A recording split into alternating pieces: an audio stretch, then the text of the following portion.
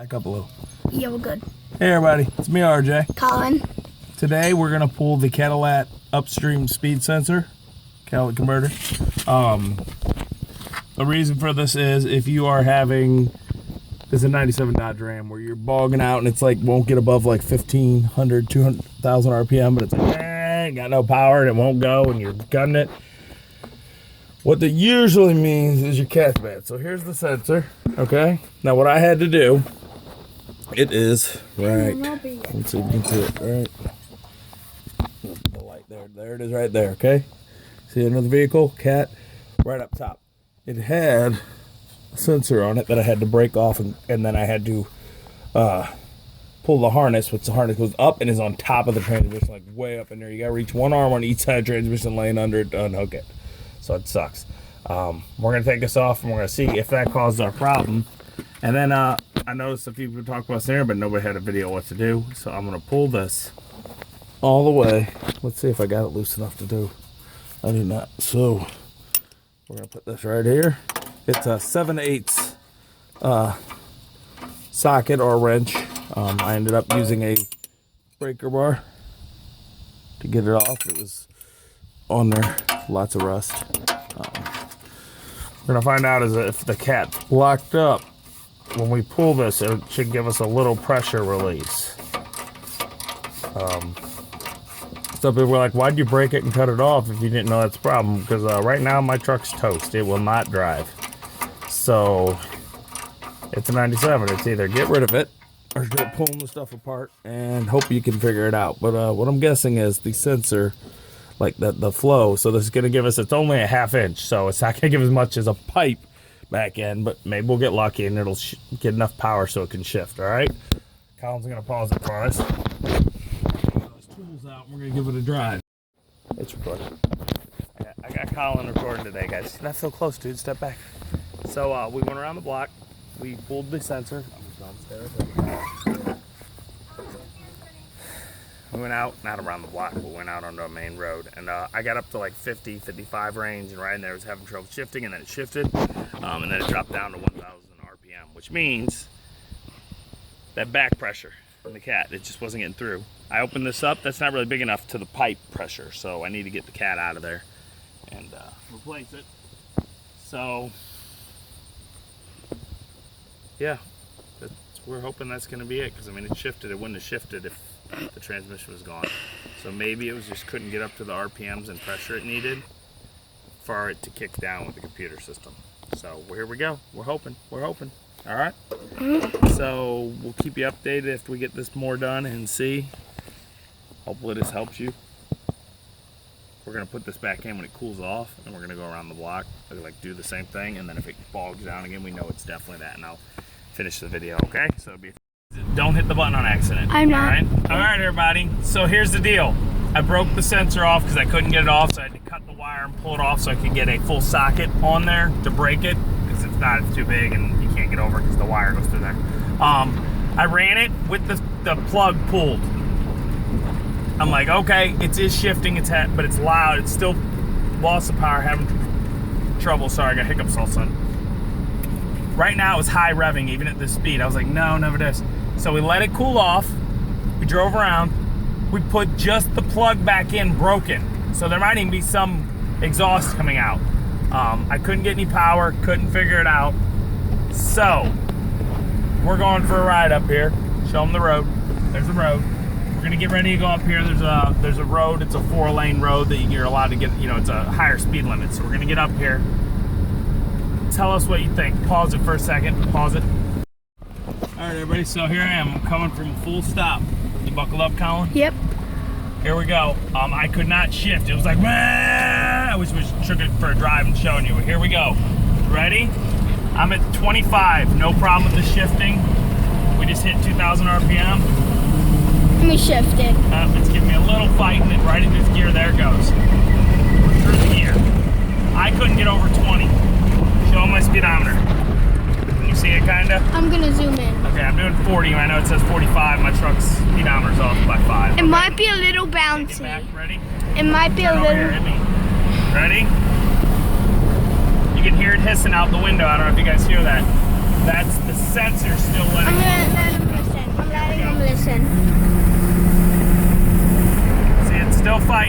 little, but I just hit like 45, 50, which I couldn't get to at all in my truck. So our next test is going to be, can it pick up speed while pulling the trailer? We're going to do that later.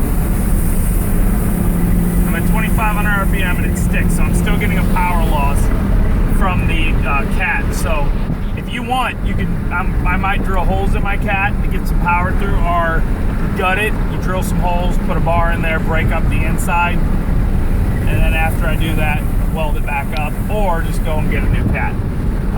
I think that's it. I'm not sure. I put the plug back in. It's going. See, it's fighting me right now, but before it was fighting me at 20, and once I did this, it let me drive regular again. So there's still a loss of power.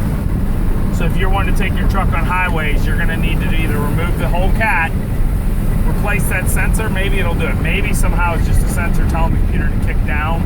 I don't know, but I think it's a clogged cat. All right? We couldn't get to this speed at all. Nowhere near this before. Yeah, see, I'm loss of power. Can't get over the speed. Now, we just did this a minute ago, Colin, and we got to speed, didn't we? We got to like 60 miles an hour. 50, 55. No, we got to 60. Okay. No, we didn't. 50, Right. 55. But here's the deal. That means that something's up with my cat clogged. All right? So that's our video. Hope this helped you. I'll make an updated video later showing you if I replaced the cat, if I drilled the holes, and if all of a sudden it had the power and win. All right? Yeah. So as always, I'm RJ. She's great each every day. Bye. Okay, everybody. So I did that. I drove around for a while. It shifted okay. Then it started bogging back down. So I'm guessing the pressure built back up. So here's the next step for you. Now, if you got to get an inspection or something soon, this is not going to work for you. But this will work for you if you ain't got all that going on, okay? So this is it. I'm going to take this bad boy right here. Actually, I'm going to take this bigger one. And I'm going to punch some holes. Guess what? This bad boy won't fit. So I'm going to go with that one and just make it bigger.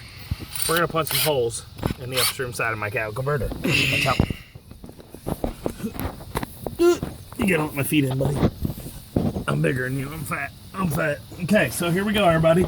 So I'm a bit over here. Here it is right here. Can you see me? I'm zooming in. Okay, we're gonna go right here, and I'm gonna punch some holes in the cat.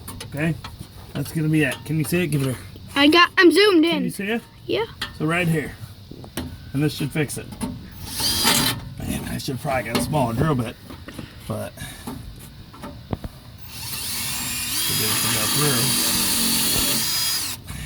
So, As you can see, there's a did I drill little. this go bad? I drilled this way. Did I drill it this way? Oh, Was it on safety? this button got pushed. Okay, here we go.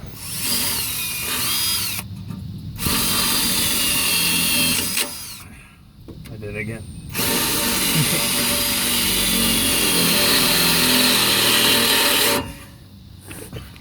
There's a little hole. You see it? Yep. Pause it. You can pause it. We're gonna see if that's enough. 4 big holes there.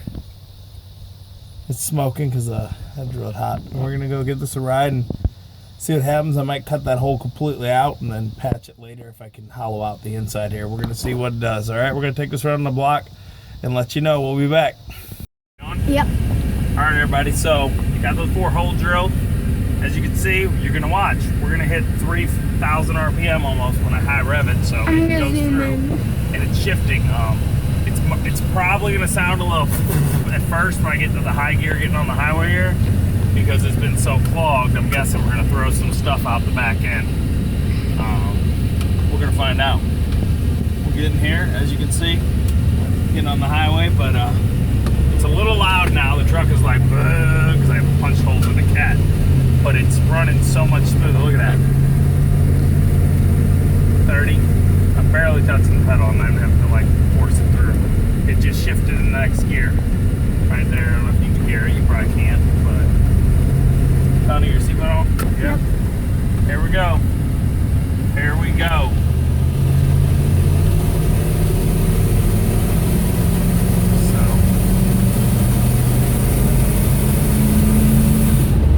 I got over 3,000 RPM and it backfired, puttered a little something from all that crap in there, but 50, 55 miles an hour, which my truck was not doing that. It happens, it dodges a lot, and everybody's like, oh, your transmission's gone or whatever, but it was the catalytic converter stopped up, causing the truck not to go. We're going uphill now, show them the hill.